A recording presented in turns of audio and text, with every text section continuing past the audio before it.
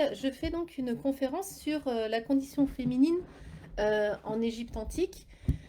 Donc je me présente, je suis Emmanuelle Giroux et donc alors n'hésitez pas à faire un petit coucou hein, pour voilà Jean-François, bonsoir. Donc du coup je suis cofondatrice de APSG, donc l'atelier sur les préjugés sexistes et de genre. Et ce soir, je voulais vous présenter donc une conférence sur la condition féminine en Égypte antique. Alors, je vais essayer d'arrêter de bouger mes feuilles. Parce qu'on entend souvent parler donc du fait que les femmes en Égypte antique avaient une place particulière qui était l'égale des hommes. Et donc, j'ai voulu mettre un peu cette opinion qu'on entend régulièrement en écho avec tout ce qu'on avait travailler ensemble dans le cadre de l'atelier sur les préjugés sexistes et de genre. Et donc, en regardant si effectivement dans les faits, il y avait une vraie égalité de fait entre les hommes et les femmes pendant l'Égypte antique. Avant de commencer, ce que je voulais dire, c'est que, voilà, donc dans un premier temps, je vais regarder vraiment si sur plusieurs thématiques, les hommes et les femmes avaient accès, par exemple, à l'éducation de la même façon ou avaient accès à l'emploi de la même façon ou pas. Euh, Parce que, et ça, je vais vous renvoyer sur des conférences qu'on a pu traiter dans le cadre de l'atelier sur les préjugés sexistes et de genre et que vous pouvez retrouver dans l'audiothèque de l'Université populaire de philosophie de Toulouse. On sait que s'il y a une répartition genrée des rôles sociaux dans une société, c'est la majeure partie du cas à la défaveur des femmes. Donc regardez si les hommes et les femmes ont les mêmes accès et ont une égalité de fait sur des différentes libertés, par exemple. Euh, euh, Ça permet aussi de comprendre si et de vérifier que les femmes étaient effectivement l'égale des hommes dans cette société. Euh, je voulais juste vous avertir sur deux manques que j'ai rencontrés pour réaliser cette conférence. La première, c'est que il y a un problème de source, c'est-à-dire que pour pouvoir faire une comparaison factuelle des conditions masculines et féminines dans une société, il faut vraiment s'appuyer sur des études statistiques. Aujourd'hui, on l'étudie hein, dans notre société contemporaine, mais bien sûr, à l'époque égyptienne, c'était des études statistiques qui n'existaient pas. Et donc aujourd'hui, en fait, on a, pour pouvoir déduire s'il y avait égalité entre les hommes et les femmes en Égypte antique, on est obligé de faire des déductions à partir des documents archéologiques auxquels on a accès et qui ne sont pas des études statistiques. Donc forcément, ce n'est qu'une déduction à partir de données incomplètes. L'autre point, c'est que aujourd'hui, il commence à y avoir des études qu'on pourrait presque qualifier de genre sur l'Égypte antique, mais c'était pas la façon dont les historiens, jusque fin des années 2000, fin des années 1900, donc début des années 2000, présentaient la condition féminine en Égypte antique. On avait souvent un focus sur les femmes et sur leur mode de vie et leur façon de vivre, sans forcément les comparer à la façon de vivre des hommes à la même époque. Deuxième point, donc on est l'Égypte antique, c'est très long, c'est une période de l'histoire qui dure à peu près 3000 ans. Et donc parmi ces 3000 ans, la condition féminine a un petit peu évolué. Mais globalement, ce qui caractérise l'Égypte pharaonique et l'Égypte antique, c'est une très grande stabilité administrative et une assez grande stabilité de la condition féminine, voilà, qui en découle une assez grande stabilité de la condition féminine durant ces 3000 ans. Donc, très très très rapidement, les 3000 ans d'histoire se déroulent en, on va dire, cinq grandes étapes, cinq grandes périodes, dont trois périodes de stabilité, deux périodes, qu'on va dire une période de début, une période de fin, et trois périodes intermédiaires. Donc, ce qui fait au final sept grandes périodes. Donc, la première, ce qui marque vraiment le début de l'histoire de l'Égypte antique, c'est l'unification de la Basse-Égypte et de Haute-Égypte, qui est, voilà, et puis l'arrivée des pharaons unificateurs. Donc, la première période de stabilité s'appelle l'Ancien Empire et date environ de moins 2700 avant notre ère et elle dure environ 500 ans. On arrive à une première période intermédiaire. Les périodes intermédiaires sont des périodes d'instabilité qui durent environ 200 ans, 150-200 ans, avant d'arriver au Moyen Empire. Donc là, c'est une période un peu plus courte de 250-300 ans, donc qui dure jusqu'à moins 1800. À nouveau une période intermédiaire, le Nouvel Empire donc qui dure 500 ans. Par exemple, le Nouvel Empire, c'est là que donc est créée la capitale de Thèbes et sont créés les temples de Karnak et de Luxor et l'ensemble des temples de la vallée des rois et des reines. Et ensuite arrive la troisième époque, période intermédiaire, pardon, et ensuite la basse époque qui est caractérisée par l'occupation du territoire égyptien par des peuples extérieurs, donc les Perses, les Romains et les Grecs. Donc voilà 3000 ans d'histoire. Et la condition féminine durant ces 3000 ans d'histoire est à peu près équivalente et à peu près globalement positive durant ces 3000 ans. Euh, on verra en détail qu'elle a quand même un petit peu évolué suivant les trois périodes de stabilité. Donc, ce qui est aussi important à avoir en tête, et ce qui va être important dans ce sujet qui nous intéresse ce soir de la condition féminine et la condition des femmes en Égypte antique, c'est le principe de la math. J'en parle tout de suite parce que ça explique, d'après ce que nous disent les historiens, beaucoup de choses sur la place un petit peu à part qu'ont pu avoir les femmes durant cette période de 3000 ans. Donc le principe de la Math c'est une divinité féminine qui est la divinité de la justice, du juste milieu, de la tempérance. Et parallèlement, quoi. Et donc Pharaon doit assurer les rites de l'ensemble des dieux et des déesses, et y compris de la Math. Voilà, il doit assurer les rites de Math, et il met en place, il fait assurer le principe de la Math, qui est un principe de vivre ensemble. C'est vraiment des règles de vivre ensemble qui s'organisent autour du respect, mais surtout de la mesure, de la tempérance et le fait qu'on considère que tous les hommes et les femmes sont égaux. Voilà, on trouve dans les livres de sagesse indiqué que Dieu a fait tous les hommes et les femmes égaux. Et donc ce principe de la math a eu des répercussions sur la place des femmes en Égypte antique, et je vais vous l'expliquer un petit peu plus en détail au fur et à mesure de la conférence. Donc, ce que je vous disais, c'est que dans une première partie, ce que je voulais, c'était de regarder avec vous si ces femmes qu'on dit aussi extrêmement libres et indépendantes, si ces femmes avaient s'il y avait une vraie égalité de fait entre les hommes et les femmes en Égypte antique.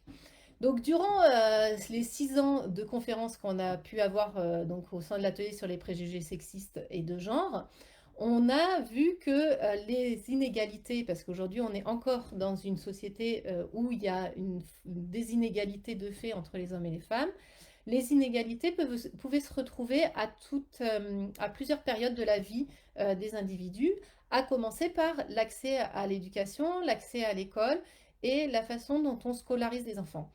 Donc voilà, si c'est des thèmes qui vous intéressent, je vous renvoie vers l'audiothèque d'Aldéran, donc l'université populaire.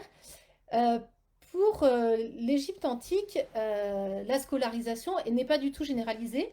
En fait, la plupart des Égyptiens sont pauvres. La plupart des Égyptiens sont des agriculteurs et qui ne peuvent pas se permettre de se priver de main-d'œuvre bon marché que sont les enfants pour pouvoir nourrir la famille. Et donc, du coup, les enfants ne vont pas à l'école dans les familles d'agriculteurs la plupart du temps. Ils pourraient avoir la possibilité d'y aller, hein. On n'est pas dans une société extrêmement clivée où, suivant les catégories sociales, on est comme dans une société de caste, où, suivant la caste dans laquelle on ne peut pas accéder à certains emplois ou à certaines formes d'éducation. Là, on n'est pas dans ce cas-là. C'est vraiment un problème économique qui fait que les personnes les plus pauvres, les enfants des familles les plus pauvres ne vont pas à l'école. Donc, pour les familles les plus pauvres, l'éducation se fait au sein de la famille. Ce n'est pas tant lié au... ça va pas être une éducation, quoi, ça va pas être un apprentissage scolaire, apprendre à lire et à écrire, mais plutôt une éducation justement de ce principe de la maths, du savoir-vivre ensemble, et puis après bah, de l'apprentissage du métier, parce que les enfants vont très tôt, notamment les garçons vont très tôt bah, aider leur père dans les champs. Pour les familles les plus aisées, il y a deux types d'écoles. Donc les lieux d'instruction, si je ne me trompe pas, c'est les Saba, et puis les maisons de vie. Donc là, c'est vraiment les familles les plus aisées qui y vont. Globalement, c'est quand même plutôt des garçons qui y vont que des filles. Mais c'est pareil, les filles n'ont pas interdiction d'aller à l'école et d'aller dans ces lieux d'instruction-là. Donc, ce qu'on voit, parce que la preuve, c'est qu'il y a un certain nombre de femmes qui ont eu accès à des emplois qualifiés, notamment des emplois de scribe. Et donc, elles ont dû auparavant apprendre à lire et à écrire et à compter. Sur la question de l'égalité d'emploi, donc avant de regarder précisément si les hommes et les femmes travaillaient dans les mêmes secteurs, il y a trois, en gros en Égypte, il y a trois secteurs professionnels. L'agriculture, qui est, comme je vous l'ai dit, emploie le maximum, quoi, le plus grand nombre d'Égyptiens. L'artisanat, l'artisanat et le commerce, et tout ce qui relève de la fonction publique, de l'administration. Alors, si on prend l'agriculture, là, les rôles sont très très clairement genrés. C'est très clair, très établi. Les hommes travaillent au champ et les femmes travaillent à domicile. Voilà, dans les maisons. On a vraiment des écrits qui l'expliquent. La principale source agricole, c'est l'exploitation du sol, donc l'agriculture par pardon, la culture du lin et des céréales. Et donc, les hommes vont au champ et les femmes, en fait, ont pour rôle principaux de travailler les grains, donc de trier les grains, de les moudre. Elles sont meunières et elles sont boulangères. C'est elles qui ont pour tâche de confectionner la pâte à pain, de la pétrir. Et sachant que le pain est une des deux bases de l'alimentation en Égypte, avec la bière. Et la bière, donc c'est aussi les femmes qui sont chargées de brasser la bière. Donc là, voilà, on a vraiment une répartition très très genrée des rôles avec les hommes qui vont au champ et les femmes qui préparent le pain et préparent la bière, qui sont la base de l'alimentation en Égypte antique.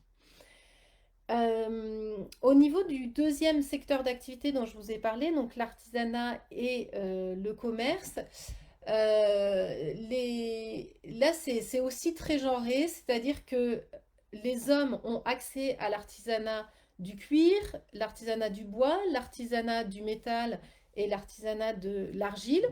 Et par contre, les femmes, elles, ont pour tâche et ont accès et réalisent tout ce qui est lié à l'artisanat du filage et du tissage, mais aussi à la préparation des huiles, des onguents, des parfums. C'est aussi les femmes qui sont qu'ont pour rôle la préparation, quoi, tout ce qui est lié à l'esthétique, au maquillage, à la coiffure, au massage. Donc voilà, on a là vraiment des tâches très distinctes avec les hommes qui travaillent certains types d'artisanat et des femmes qui travaillent d'autres types d'artisanat.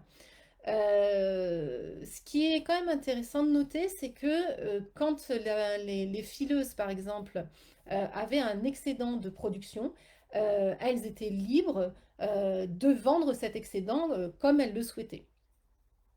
Donc, c'est pas parce qu'il y avait une répartition voilà, par sexe des emplois que les femmes n'étaient pas, quoi, que chaque individu pouvait faire ce qu'il voulait.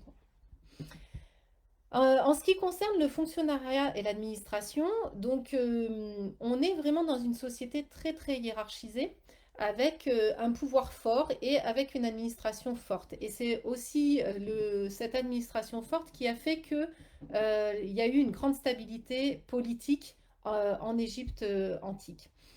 Donc, dans l'administration, on peut dire qu'il y a trois corps de métiers principaux. Tout ce qui relève de l'armée, tout ce qui relève vraiment du corps administratif et des scribes, et du pouvoir religieux, quoi, du clergé. Donc le clergé était un clergé d'État. Donc le clergé, j'en parlerai un petit peu plus tard. Pour ce qui est de l'armée, on est donc dans une armée de métier. Là aussi, l'énorme majorité des militaires sont des hommes. L'armée n'est pas interdite aux femmes. Il y a des femmes, notamment dans des situations voilà, de guerre et de combat forts. On a des témoignages picturaux, notamment, représentant des femmes au combat. Donc, il y a pu y avoir des femmes qui ont pris les armes. On voit aussi une reine comme Hatshepsut qui est représentée sur un char, sur un champ de bataille.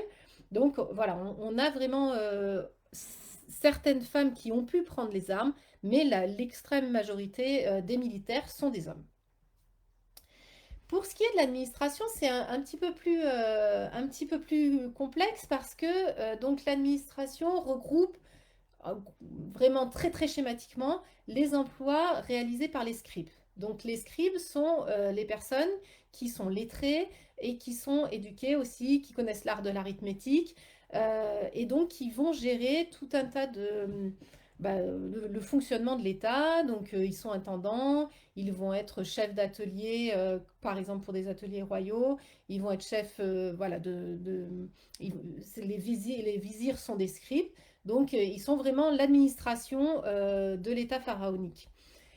Et donc, ils portent tout un tas de titres.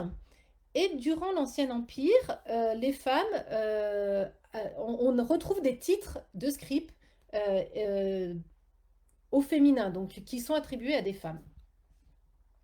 Et donc, durant l'Ancien Empire, il y a pas mal de femmes qui, alors c'est là où voilà, mes sources sont un petit peu limitées, mais il y a pas mal de femmes qui occupent des emplois dans l'administration. Euh, et en revanche, on voit cette situation évoluer au fur et à mesure des différentes époques dont je vous ai parlé tout à l'heure, et notamment au Moyen Empire et encore plus au Nouvel Empire. Il y a donc l'apparition d'un nouveau statut, le statut de maîtresse de maison, qui vient presque un peu siphonner l'emploi des femmes dans l'administration, tellement que au Nouvel Empire, on ne voit plus du tout de femmes dans l'administration de l'Égypte antique. Ce qui est important de noter, c'est que quand les femmes occupaient des emplois dans l'administration, on a retrouvé l'équivalent de fiches de paye où, voilà ce qui représentait le salaire. Et à travail égal, il y avait égalité de salaire. Donc voilà, que ça soit dans l'administration ou parfois dans euh, certains autres emplois, notamment dans le clergé, à travail égal, salaire égal. Donc on voit que voilà, très rapidement, là j'ai balayé le secteur professionnel et les secteurs de l'emploi. On voit très très très clairement une répartition genrée des emplois avec donc les hommes et les femmes qui ne font pas les mêmes emplois. Et on peut aussi constater que l'éventail professionnel pour les femmes était moins large que l'éventail professionnel pour les hommes. Euh, voilà, durant toute la période pharaonique. Et c'est d'autant plus vrai sur la question de l'administration où les femmes, petit à petit, ont disparu de l'administration pharaonique. C'est un peu... cette question de l'éventail professionnel est un peu identique aujourd'hui pour les femmes enfin, voilà, à l'époque actuelle. Les deux dernières thématiques que je voulais aborder avec vous pour regarder l'égalité de fait entre les hommes et les femmes durant la période pharaonique relèvent du pouvoir politique et du pouvoir religieux. Donc pour le pouvoir politique, c'était très clair, la personne qui est au sommet du pouvoir politique, c'est Pharaon. Et donc il y a très très très très peu de femmes pharaons. Hatshepsut est un des exemples, mais qui est vraiment rarissime. C'est devait être une femme qui devait avoir un tempérament vraiment très fort et qui, donc, au fur et à mesure, elle a fait deux régences et au bout d'un moment, elle a pris le pouvoir et elle s'est attribué les attributs de Pharaon, y compris la barbe postiche. Enfin voilà, elle s'est proclamé pharaon, mais c'est vraiment un cas rarissime. Il y en a eu d'autres, mais c'est vraiment, vraiment très rare. Euh, Malgré tout, les femmes n'étaient pas écartées du pouvoir dans l'Égypte pharaonique parce qu'on considère que ce n'est pas que Pharaon qui gouverne, mais c'est vraiment le couple royal avec donc la grande épouse royale et Pharaon. La grande épouse royale, alors Pharaon est polygame, ce qui est assez rare dans l'Égypte antique. Et donc, il désigne son épouse principale par la grande épouse royale. Et donc, c'est vraiment on considère que c'est ce couple-là qui gouverne. Et donc, la reine a un pouvoir d'influence sur Pharaon, mais ça peut aller un peu plus loin en termes de décision. On a des couples de rois qui sont et de reines qui ont passé la postérité et qui sont assez célèbres. Hein. Bien sûr, Akhenaton et Néfertiti, et Ramsès II et Néfertari. Voilà, c'est dans ces deux couples-là qui ont passé la postérité, mais il y en a d'autres. Les reines ont clairement eu une influence sur le pouvoir et ont changé des choses dans la vie de l'Égypte de leur époque. Les femmes accédaient au pouvoir aussi par les régences, j'en ai parlé tout à l'heure par Hatshepsut. Quand on descend dans la hiérarchie politique, il y a eu très peu, donc la personne en dessous de Pharaon, c'est le vizir. Il y a eu peu de vizirs femmes. Dame Nebet était un des exemples. C'est à la fin donc elle est autour de moins 1200. Donc elle est durant la période intermédiaire entre l'Ancien Empire et le Moyen Empire. Mais c'est vraiment rare.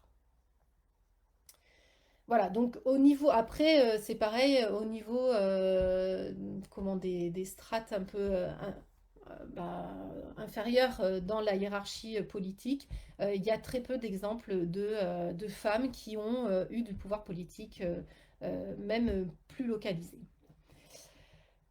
Au niveau du pouvoir religieux, c'est un petit peu différent, c'est-à-dire que donc là aussi on est toujours dans cette organisation très hiérarchisée avec Pharaon qui est l'intermédiaire entre les dieux et les hommes et qui doit pratiquer le culte au quotidien, mais qui doit déléguer en fait ce culte à des prêtres pour que ça soit fait sur l'ensemble du territoire et auprès de toutes les divinités.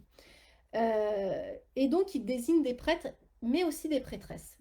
Donc, globalement, les prêtresses étaient quand même plutôt au service de divinités féminines, comme Hathor, voilà, qui est, si je ne me trompe pas, la déesse je crois que je vais me tromper, donc je préfère rien dire, mais voilà, donc les prêtresses étaient particulièrement donc affectées au culte de divinités féminines, même si ça arrivait que parfois elles soient auprès de divinités masculines. un cas particulier de prêtresses qui ont eu particulièrement du pouvoir. Alors, j'en parle vraiment entre parenthèses parce que c'est vraiment un cas très particulier. C'est les divines adoratrices d'Amon, donc qui en fait ont été prêtresses durant une période trouble de l'Égypte antique, trouble dans le sens où on n'avait plus cette unité territoriale et cette unité de gouvernement.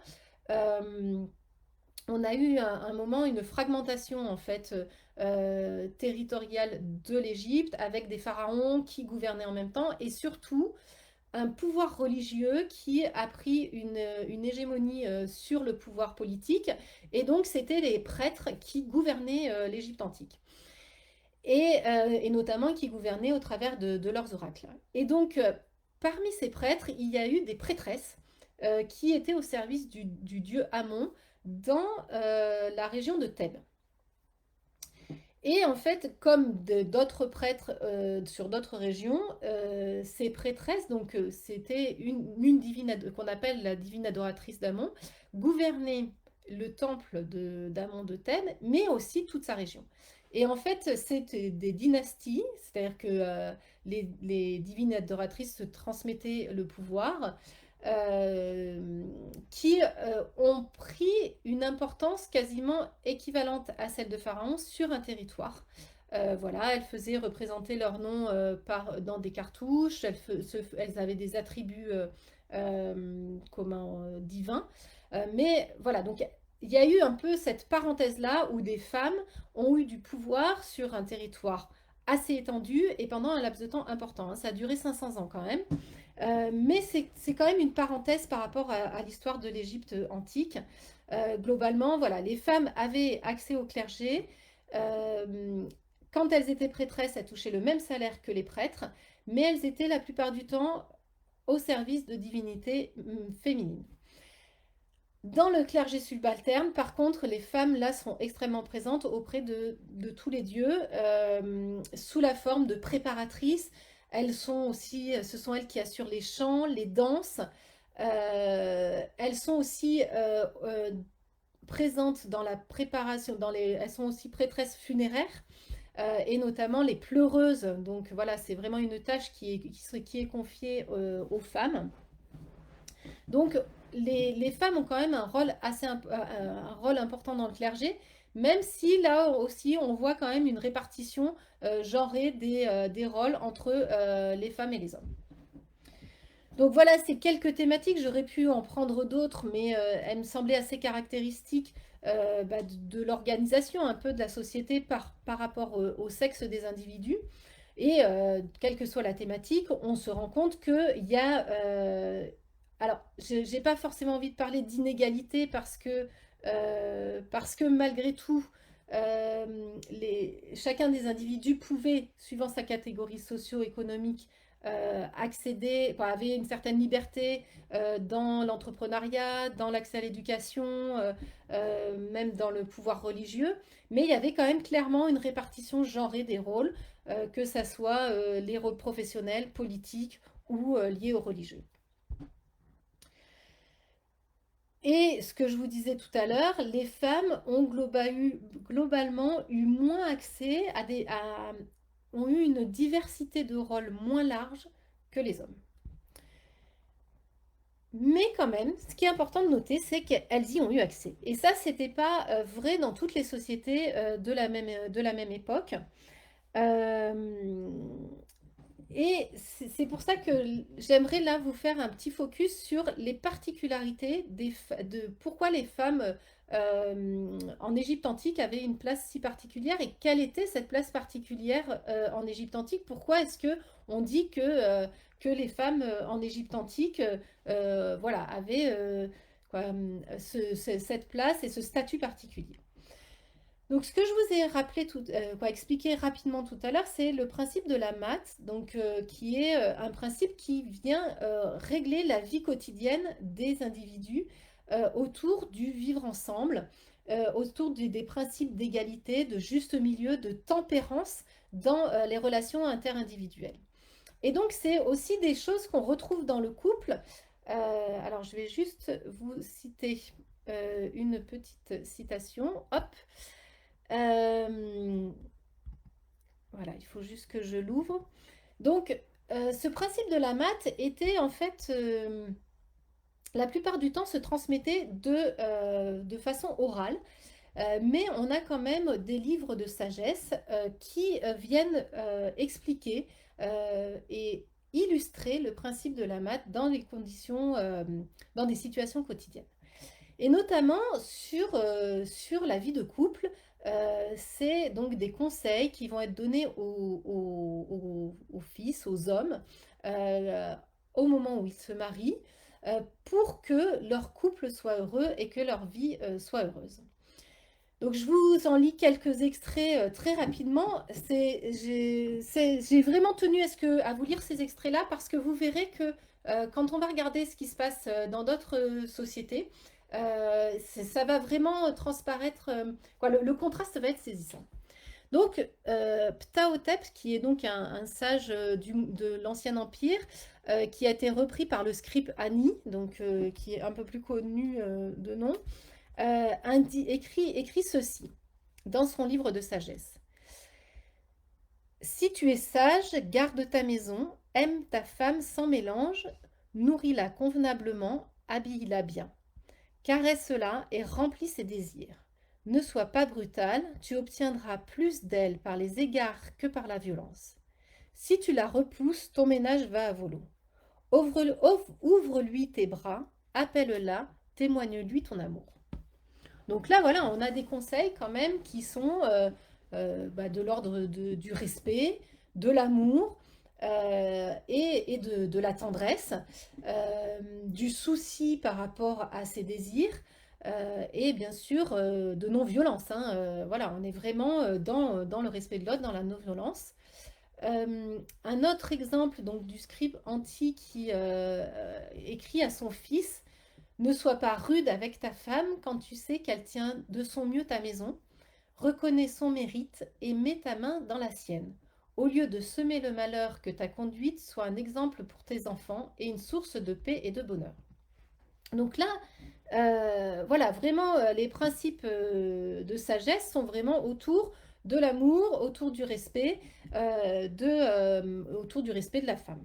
Et bon, on n'a pas l'équivalent, en tout cas écrit, de conseils de sagesse donnés aux femmes vis-à-vis de leur mari.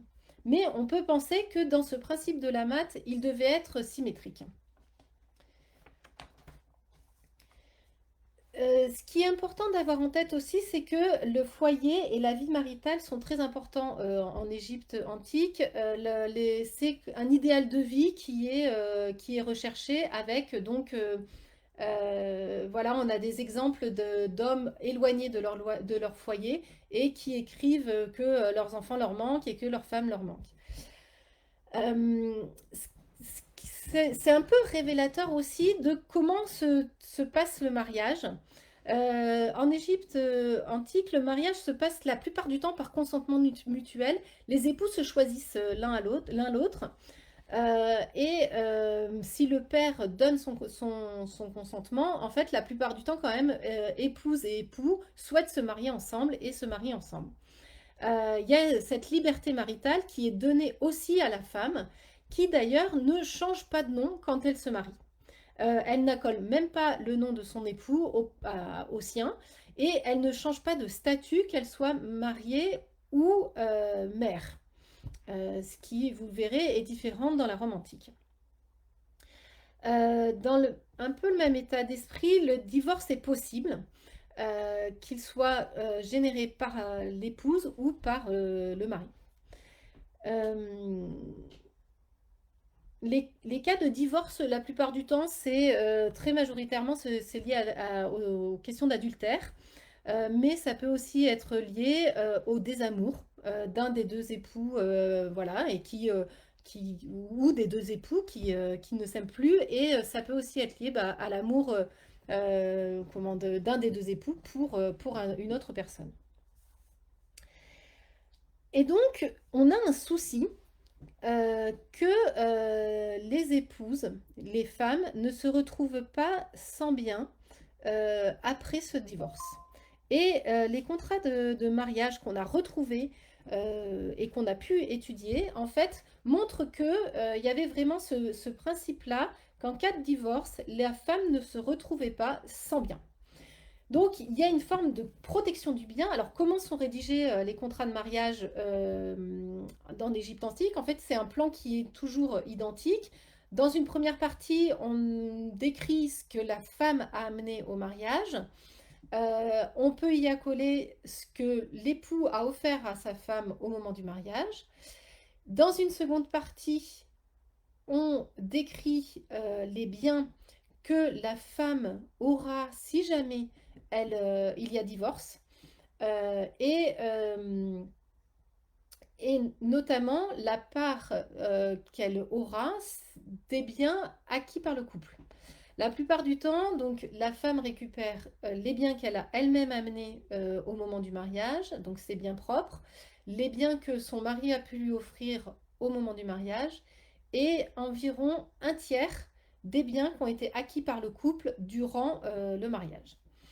Et la troisième partie, c'est sur l'héritage, donc la partie testamentaire plutôt, qui est la plupart du temps l'héritage, notamment des biens acquis par le couple, va directement aux descendants, donc aux enfants.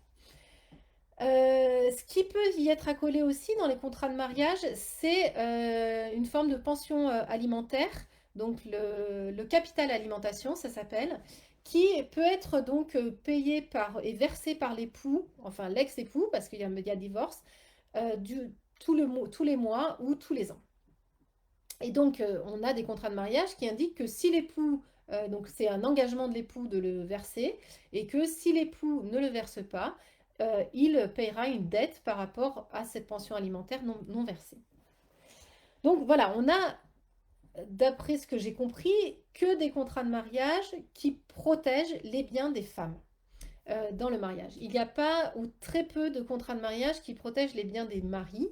Une des explications, ça peut être que la plupart du temps, les hommes étaient plus riches que les femmes dans les mariages. C'était très déconseillé de se marier, qu'un homme se marie avec une femme plus riche que lui. Et si le divorce était demandé par les femmes, par la femme dans un couple, le mari pouvait lui aussi toucher le fameux capital alimentation qui permettait de le protéger et qui permettait qu'il subvienne à ses besoins après le divorce. Ces contrats ont choqué. Ils ont choqué notamment les Grecs quand ils sont arrivés en Égypte. Mais j'ai cru comprendre aussi qu'ils avaient pu surprendre des historiens plus récents, notamment au cours du 19e siècle, voilà, sur est-ce que les femmes ont trop exagéré sur l'utilisation de ces contrats et sur leur protection.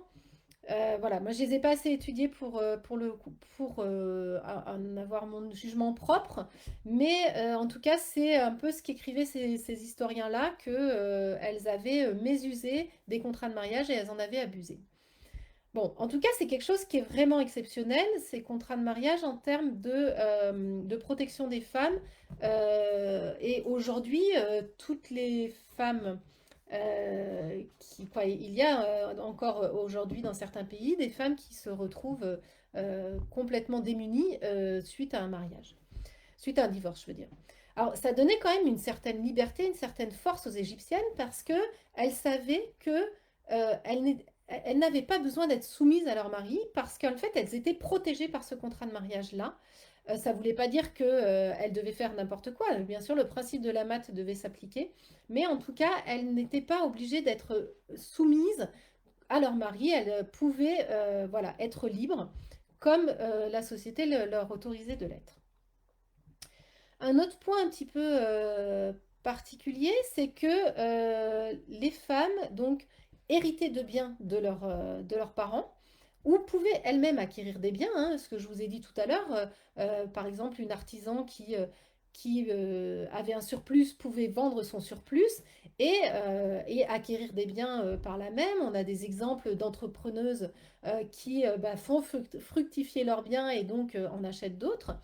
Donc, en tout cas, les femmes étaient propriétaires de biens. Donc, ça pouvait être des biens immobiliers, mais aussi des biens matériels, sous forme d'étoffes, sous forme de troupeaux, euh, voilà, sous forme de meubles aussi.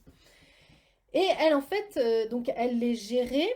Alors, a priori, c'était quand même plutôt, en tout cas au Nouvel Empire, les hommes qui géraient les biens des femmes, mais elles avaient la possibilité de les gérer. Et surtout, ce qui est important, c'est qu'elles avaient la possibilité de les léguer à leur descendance. Et ça, c'est pas vrai, par exemple, en Rome antique. J'y reviendrai tout à l'heure, mais les femmes euh, pouvaient être propriétaires des biens dont elles héritaient de leurs parents, mais dès qu'elles avaient des enfants et dès qu'elles se mariaient, elles perdaient la possibilité de transmettre ces biens. Les Égyptiennes, non, elles rédigeaient des testaments et donc elles pouvaient voilà, vraiment léguer leurs biens comme elles le souhaitaient. Les femmes égyptiennes étaient majeures. Elles étaient dans le sens qu'elles n'avaient pas de tuteur, elles étaient libres d'intenter des actions en justice comme elles le souhaitaient, elles étaient libres de saisir le juge, elles étaient jugées aussi et elles étaient libres de se défendre en leur nom propre. Donc là aussi, c'est un élément particulier, j'y reviendrai tout à l'heure. Mais voilà, c'est quand même quelque chose qui est à noter. Elles avaient vraiment cette possibilité-là, cette liberté d'action. Enfin, le dernier révélateur de l'importance qu'on accordait aux femmes en Égypte antique et aux soucis qu'on leur accordait, y compris dans leur bien-être et dans leur santé, c'est tout ce qui relève des questions de la médecine gynécologique. C'est voilà, le dernier révélateur un peu de que je voulais vous présenter, de ce souci qu'on leur accordait. On a trouvé donc, il y a pas mal de papyrus médicaux qui sont arrivés jusqu'à nous. Et donc, dans un certain nombre de ces papyrus, il y a des chapitres sur la médecine gynécologique très détaillés. Alors, il y avait des femmes médecins, mais il y avait aussi des hommes médecins, hein. Cette médecine gynécologique n'était pas une médecine que de femmes. C'était une médecine qu'on utilisait pour les femmes, mais qui pouvait être appliquée par des hommes. Donc, différents chapitres dans cette médecine gynécologique, tout ce qui relève de la contraception. Il y a plusieurs techniques contraceptives utilisées par les Égyptiennes et prescrits quelque part, décrits dans ces papyrus médicaux. Donc que ça soit des contraceptions intra-utérines, des contraceptions masculines aussi par le préservatif. Il y a des chapitres sur les techniques d'avortement. L'avortement n'était pas interdit et il y aurait des... Alors, je dis il y aurait parce qu'il y a toujours un petit doute, d'après ce que j'ai compris, est-ce que vraiment c'est des recettes abortives ou pas? En tout cas, il semblerait qu'il y ait des recettes qui favorisaient l'avortement des femmes voilà, qui voulaient avorter on n'a pas l'explication de pourquoi elles voulaient avorter. Euh, il y a des chapitres sur l'aide et l'accompagnement à la grossesse, les grossesses difficiles, les tests de grossesse aussi, avec l'utilisation de graines de céréales par exemple, Euh, l'aide à la naissance et aux complications que pouvaient subir les femmes suite à la naissance. L'aide à l'allaitement, le souci des seins douloureux, par exemple, et des gerçures qu'il pouvait y avoir sur les soins douloureux, comment les soigner, comment les apaiser, comment apaiser ces douleurs. Et bien sûr, tout un chapitre spécifique sur le traitement des maladies gynécologiques, que ce soit des maladies sexuellement transmissibles ou des maladies voilà, vraiment propres au corps de l'individu. Par exemple, on avait décrit le cancer du col de l'utérus ou des ovaires dans ces papyrus médicaux. Donc, pour moi, c'est quand même quelque chose de... Quoi, c'est vraiment un indice fort du fait qu'il y avait ce souci du bien-être des femmes dans la société égyptienne. euh, et donc, globalement, du souci de tous les individus, hein. La médecine égyptienne était très réputée, les médecins étaient des fonctionnaires, et c'était gratuit d'être soigné en Égypte antique. Ce que je vous propose maintenant, c'est qu'on compare un peu cette condition des femmes en Égypte antique, hein, que je vous ai dit quand même. Ouais, voilà, là, on vient de donner des exemples qui montrent que, elles avaient une vraie place et on leur reconnaissait, on les reconnaissait en tant qu'individus dans la société égyptienne, même si on était plutôt dans une société entre guillemets collectiviste. En tout cas, les femmes, on avait un souci quand même enfin, les femmes existaient en tant que telles. Donc, si on compare avec d'autres sociétés, ce que je vous propose, c'est qu'on regarde ce qui se passe très rapidement dans la Rome antique et dans la Grèce antique. La Rome antique, ça dure environ 1000 ans. Et la condition des femmes ont évolué durant ces 1000 ans.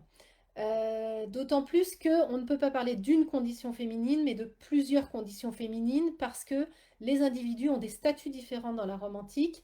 Alors, pas forcément au début, mais au fur et à mesure de l'histoire, et notamment durant la République, la vie quotidienne des individus était extrêmement différente entre les gens du peuple, les plébéiens, et les patriciens, donc, et les patriciennes, du coup. Voilà, on n'avait pas la même qualité de vie et on n'avait pas les mêmes principes non plus. Mais ce qui est important à comprendre, c'est que les femmes avaient systématiquement des tuteurs. Les femmes étaient mineures dans la Rome antique et elles, et ce principe de couple dont je vous ai parlé tout à l'heure, avec pardon, avec les sagesses et le scribe Annie, vous vous rappelez, pour l'Égypte, on préconise au fils d'être respectueux de son épouse, de ne pas la violenter, de ne pas, voilà, de reconnaître le mérite qu'elle avait. Alors Sénèque, donc il est du 4e siècle avant notre ère, donc dit le sexe féminin est là pour obéir et le sexe masculin pour ordonner, pour commander.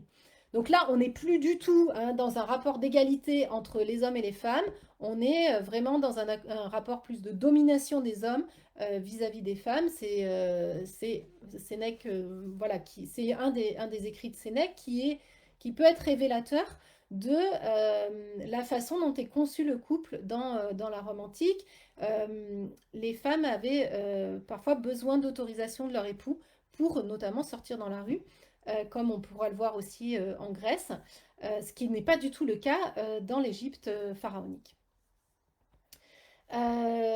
Pour la Grèce antique, donc là en fait les statuts sont encore plus diversifiés qu'en Rome antique, hein. On peut être esclave, on peut être citoyen, alors pas citoyenne, mais on peut être citoyen, on peut être métèque.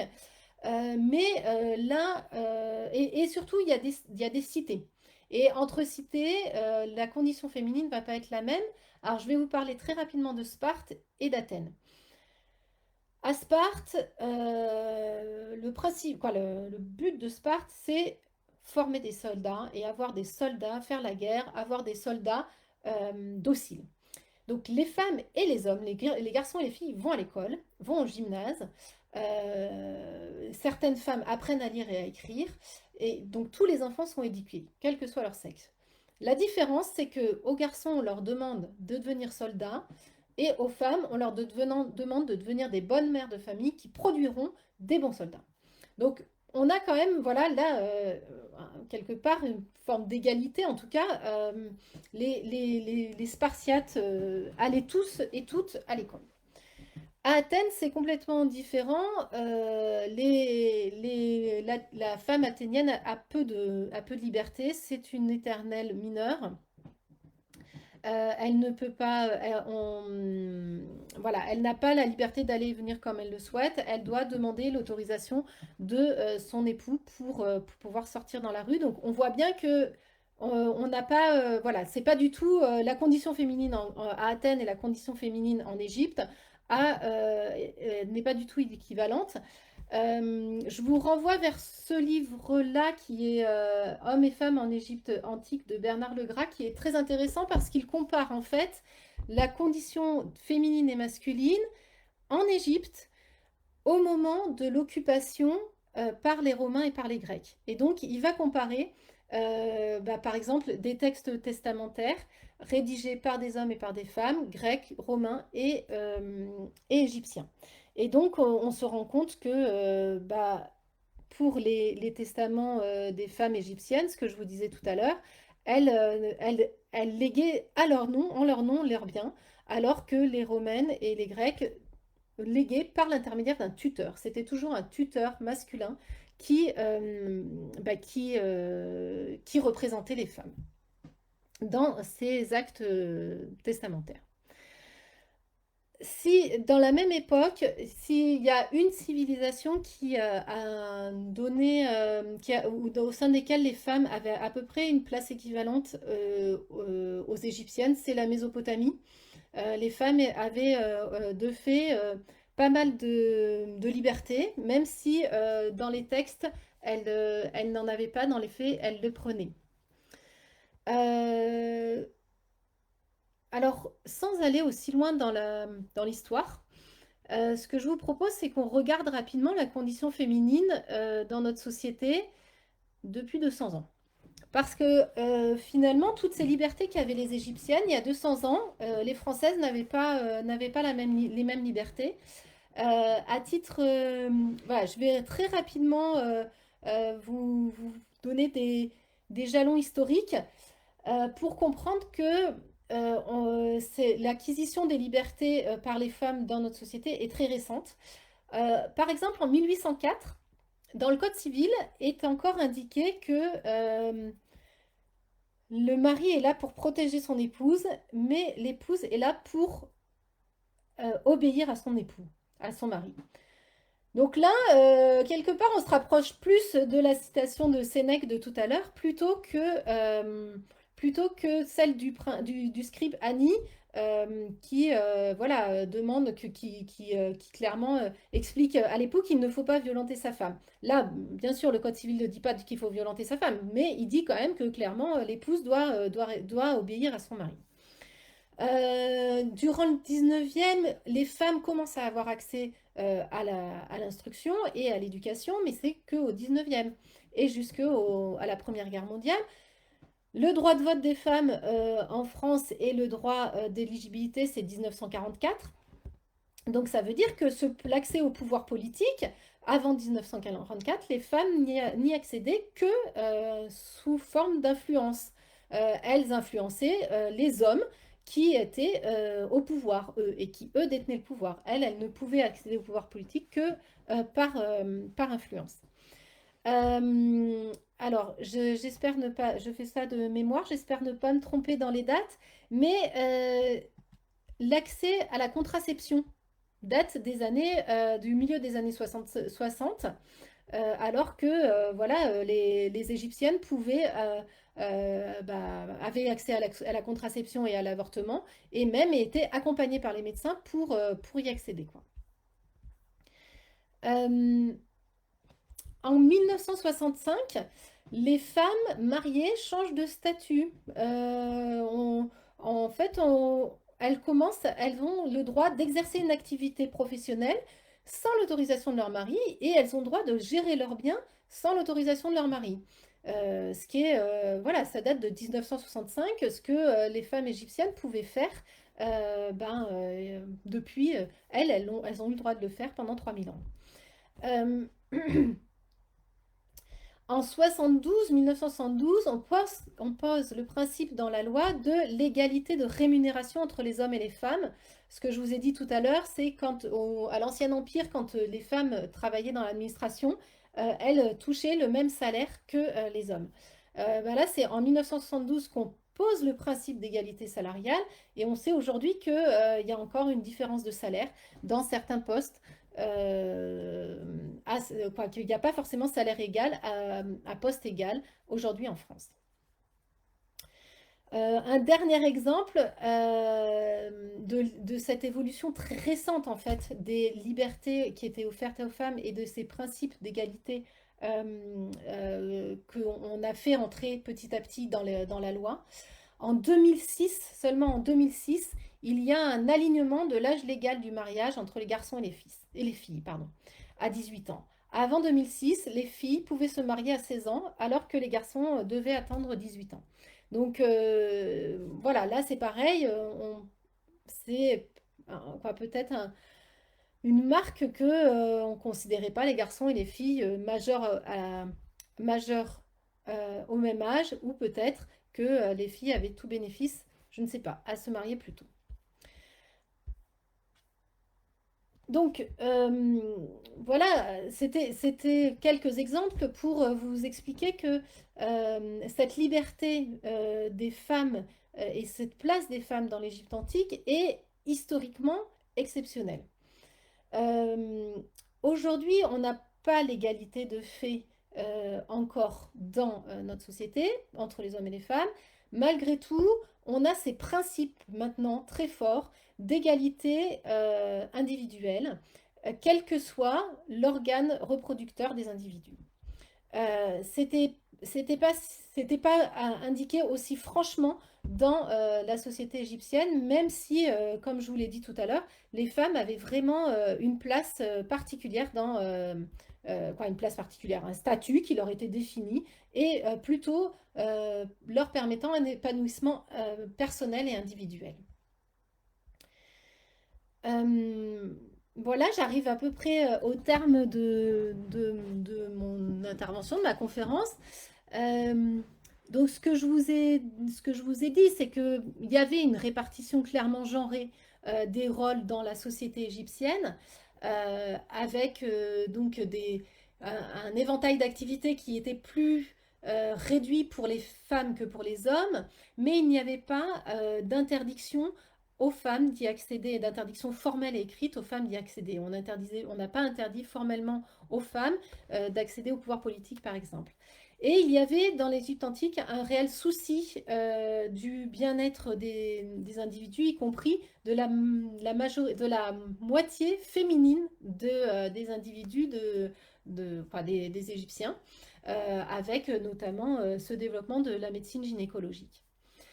Euh, ce qui était, voilà, donc c'est vraiment exceptionnel d'un point de vue historique, que ça soit à l'époque antique, hein, depuis, enfin, en tout cas depuis moins 3000 ans jusque à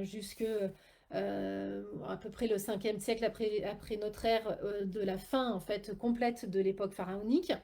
Mais aussi, c'est quand même, historiquement, c'est une situation exceptionnelle, hein, quand on repense voilà, au statut et à la place des femmes dans notre société avant, par exemple, le 19e siècle, c'est vraiment exceptionnel. Ce que j'ai trouvé aussi intéressant dans ce sujet-là, c'est la façon dont le sujet est traité dans les ouvrages historiques. J'y ai fait un tout petit peu référence tout à l'heure. En fait, en filigrane, on voit quand on lit les études historiques qui ont été faites, notamment, quoi, qui sont assez anciennes, hein, parce que dès le 19e siècle, on commence à étudier les contrats de mariage et le statut juridique des femmes dans l'Égypte antique. Donc, quand on se penche un peu sur ces ouvrages historiques, en filigrane, on voit apparaître la condition féminine de l'époque de l'historien, où l'historien l'a écrit. Et notamment, ce qui m'a particulièrement surprise, voire choquée, c'est que jusque à peu près le début des années 2000, on parle de la femme. On parle de la femme à l'époque des pharaons, on parle de la femme égyptienne, voilà, on parle de femmes en Égypte antique, hein, je pourrais vous montrer plusieurs exemples. Et donc c'est vraiment à partir des années 2000-2010 où là on commence à caractériser les femmes, où on parle des femmes, ou comme ce bouquin on parle d'hommes et femmes, et comme si auparavant l'entité quoi, comme si toutes les femmes ne formaient qu'une, sous la forme en fait un peu d'un anonymat. Voilà, et j'ai trouvé ça révélateur de bah aussi de la progression de la condition féminine au fur et à mesure de la rédaction de ces études, bah, de ces ouvrages historiques. Donc ça mériterait d'être bien sûr beaucoup plus développé. Voilà, donc J'ai fini ma conférence. Je vais laisser un petit moment si vous avez des questions, parce que peut-être que je suis passée un peu vite sur certaines notions. Voilà, c'est toujours un exercice un peu particulier de parler derrière son écran. Donc, si vous avez des questions, n'hésitez pas. En attendant, je vais vous montrer un peu les livres, voilà, le temps que vous rédigiez vos questions, les livres sur lesquels je me suis appuyée. Alors, le livre de référence, c'est La femme au temps des pharaons de Christiane Desroches-Noblecourt, qui a été écrit à la fin des années 90. Voilà, et qui n'est pas une étude comparative du statut des hommes et des femmes dans l'Égypte pharaonique. Alors, ce qui manque aussi, c'est qu'on n'a toujours pas trouvé de bibliographie ou d'autobiographie d'une femme égyptienne, quelle que soit l'époque, alors qu'on en a trouvé pour des hommes. Et donc, ce qui fait qu'il y a quand même certaines lacunes dans la connaissance de la vie des femmes durant l'Égypte antique. Ce bouquin-là dont je vous ai parlé tout à l'heure, Hommes et femmes d'Égypte, donc qui par contre est vraiment sur la période, la basse époque, donc moins 4e siècle jusqu'au 5e siècle de notre ère. Et puis d'autres bouquins que je ne vous montrerai pas forcément parce que j'ai pas forcément envie d'en faire leur pub parce que quand on lit Femmes en Égypte au temps des pharaons par exemple, je crois que c'est non pas celui-là, un autre où en fait on parle essentiellement de la parure de la femme, de son maquillage, de sa beauté. Et où voilà, c'est les écrits principaux il y a beaucoup de bouquins là-dessus sur la femme égyptienne et sa beauté et sa parure. Et du coup, sur voilà, sa condition, par contre, bah, il faut fouiller pour pouvoir les trouver. Cette mise en valeur de la beauté des femmes est souvent fréquente. Souvent fréquente. Voilà, je ne sais pas si vous avez des questions, peut-être je vous ai perdu en cours de route. J'avais fait un tout petit document que Eric peut-être peut mettre en lien où vous aurez la frise historique, mais aussi quelques représentations, notamment de femmes travaillant, donc qu'elles soient fileuses, chanteuses, voilà, d'Hatshepsut, bien sûr, de, de, de la divine adoratrice Karomama, dont on a la statue au Louvre et au pied duquel voilà, est représenté, quoi, où vraiment on a cette représentation pharaonique de son nom avec le nom en comment dans un cartouche ou voilà, le spectre osirien. Euh, Ah, ça y est, je vois vos questions. Pardon, ça n'avait pas défilé, donc je vois vos questions. Euh,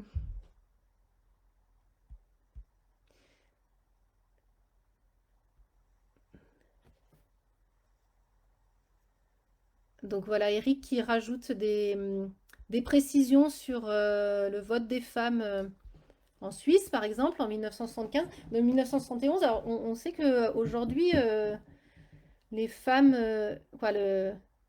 les Suisses n'ont pas forcément le même rapport à la maternité et à l'emploi que les Françaises. Euh, alors, donc, Maud qui demande s'il y avait des règles par rapport aux unions matrimoniales de type dot ou rituel d'échange. Donc, ce que je disais tout à l'heure, il y avait une forme de dot, mais qui en fait, c'était pas indiqué comme une dot, ni rituel d'échange. C'est-à-dire que la femme arrivait avec ses biens propres et au moment des divorces pouvait en fait les récupérer. Et donc c'était indiqué dans le contrat de mariage. Les contrats de mariage n'étaient pas forcément écrits au moment du mariage. On a des contrats de mariage qui ont été rédigés plusieurs années après le mariage, euh, par exemple 7 ans après. Euh, mais voilà, il n'y avait pas forcément de dot et c'était plutôt un mariage par consentement mutuel. Il pouvait y avoir aussi des divorces par consentement mutuel, d'ailleurs.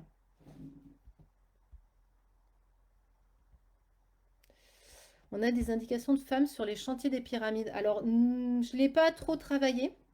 Par contre, on a des reines bâtisseuses. Hatshepsut encore. Été une grande reine bâtisseuse, mais Néfertiti aussi. Voilà. Alors, les femmes, je ne sais pas si elles allaient sur les chantiers des pyramides. Par exemple, dans les champs, c'était les femmes qui amenaient à manger aux agriculteurs. On a des représentations de femmes amenant à manger aux agriculteurs. Alors, c'est peut-être possible que sur les chantiers des pyramides, ça se passe pareil. Pareil, on a la mère allait donner à manger au maître, à l'enseignant, euh, quand l'enfant allait à l'école. Alors, est-ce que le fait de bien traiter sa femme donnait au... Oui, alors, Jean-François qui demande, le fait de bien traiter sa femme permettait-il aux hommes d'être mieux considérés? Cela leur donnait-il un statut plus favorable? En fait, c'était peut-être pas forcément en termes de statut, mais surtout, c'était par rapport au fait de respecter ce principe de la mat, donc qui est vraiment ce que je disais tout à l'heure, un principe du vivre ensemble. Et quelque part, maltraiter sa femme, c'était ne pas respecter ce principe de la mat. Donc, euh, quoi, c'est possible que oui, ça soit vu comme quelque chose de positif. Euh, Ce principe de la mat, on le retrouvait en fait dans tout un tas d'autres situations quotidiennes. Et si on ne le respectait pas, c'était le chaos, quoi. En tout cas, on imaginait que ça allait être le chaos. Et on a donc deux grands écrits qui décrivent le principe de la maths. Un écrit plutôt en positif qui vient sous forme de poème expliquer ce qui va être positif, comment bien se comporter sous le principe de la maths. Et un écrit en négatif qui a été écrit durant une période de trouble où là, en gros, plus aucun, quoi, les rôles sont complètement inversés. Ce que je vous disais, hein, vraiment, c'est une organisation hiérarchique. Et là, en fait, les rôles sont inversés et ça part, quoi, c'est le chaos complet, quoi. Donc, donc c'est possible que les hommes, comme si jamais il traitait mal sa femme, euh, comment? S'il traitait mal sa femme, il ne respectait pas le principe de la mat. Donc, est-ce qu'ils étaient déconsidérés? Si ça se savait très probablement qu'ils étaient déconsidérés. Euh, je crois qu'il y a eu quelques études de fait plus particulièrement sur les violences faites aux femmes. C'est vrai que je l'ai pas peut-être assez détaillé, mais pourquoi pas le faire sur, sur la façon de... Ça peut être le sujet d'une prochaine conférence, hein, la façon de comment on traite les féminicides dans les différentes sociétés antiques ou pas. En tout cas, je pense que voilà, les hommes, quoi, globalement, et personne n'avait intérêt à ne pas respecter le principe de la mat et on risquait le chaos à ne pas le respecter, quoi.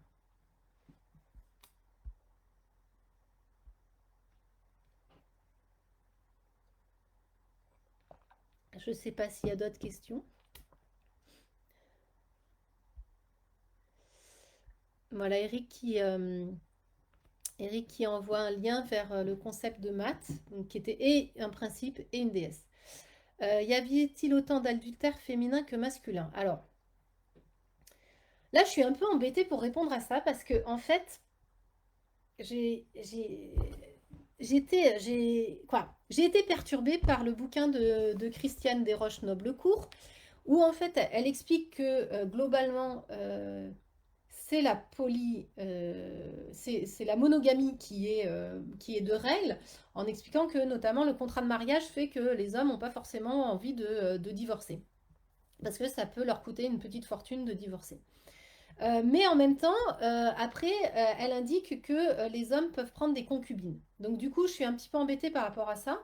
Je pense quand même globalement qu'il y a plutôt une monogamie. Et au niveau de l'adultère, a priori, ça a l'air assez partagé, l'adultère féminin et masculin. Est-ce qu'il y en avait autant? Je ne sais pas. Mais l'adultère, quoi, ce qui est,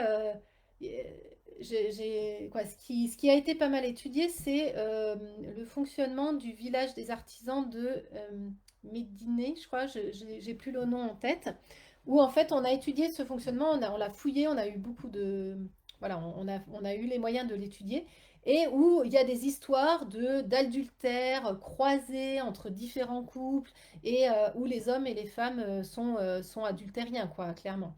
Et l'adultère était normalement dans la loi était réprouvé par peine de mort, sauf que dans les faits, en fait, il y avait une très grande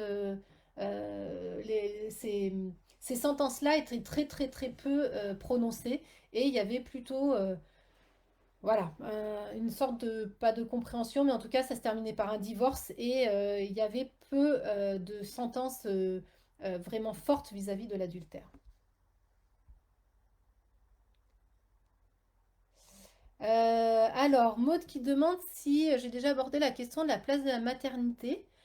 Non.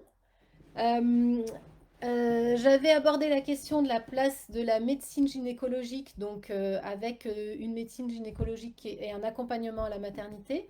Mais à la différence des Romaines, euh, quoi, on est content d'avoir des enfants globalement en Égypte, que ça soit le père ou la mère, on est heureux d'avoir des enfants. Mais les Égyptiennes ne changeaient pas de statut en devenant mère. Alors que les Romaines changeaient de statut en devenant mère et elles devenaient vraiment quelqu'un à partir du moment où elles étaient mères.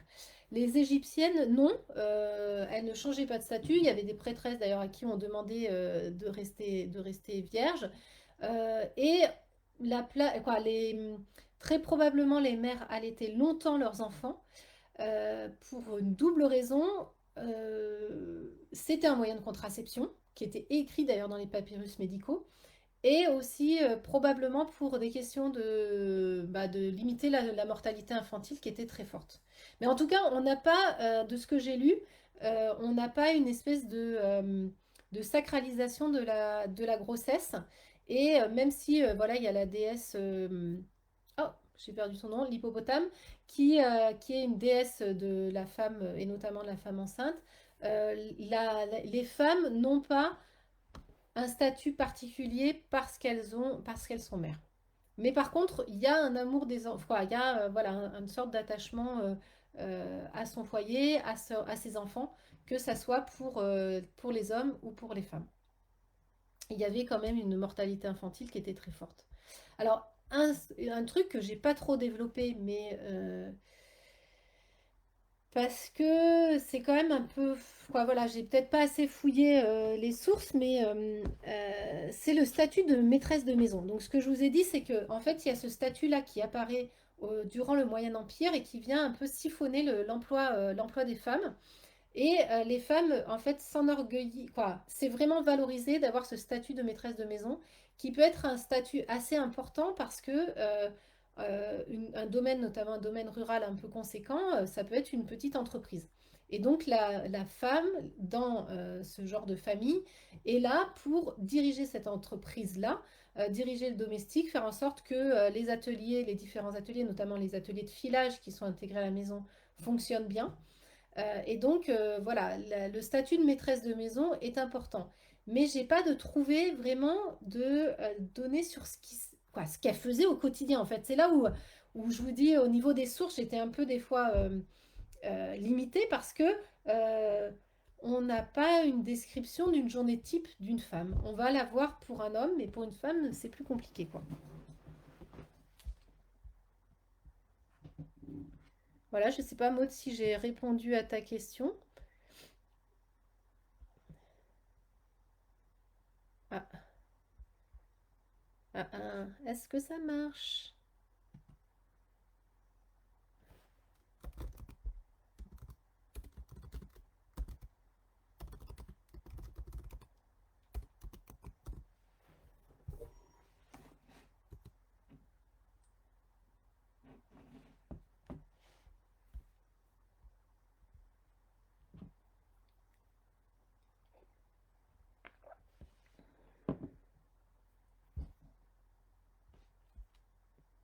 Ah, c'est bon. Alors moi, je me vois plus, donc c'est pour ça que je vous posais la question si vous me voyez toujours, parce que j'ai plus de retour, j'ai plus de retour studio. Donc voilà. Est-ce qu'il y a d'autres questions? N'hésitez pas. Euh, Merci Jean-François et Maude pour vos commentaires.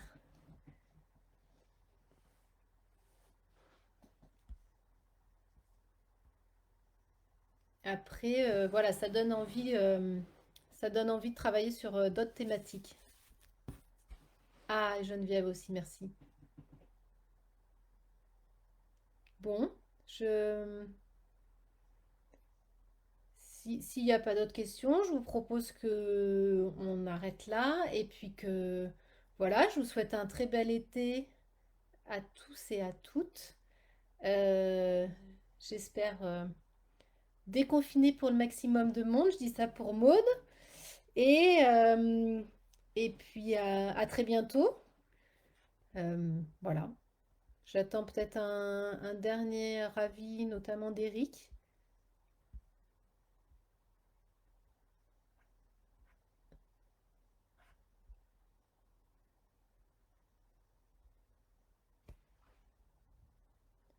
Bon, ben donc, eh ben, je vous dis bye bye comme dit Eric et Maud, écoute, écoute le début. En plus, on a commencé en retard, donc voilà. À très bientôt. Merci beaucoup. À bientôt.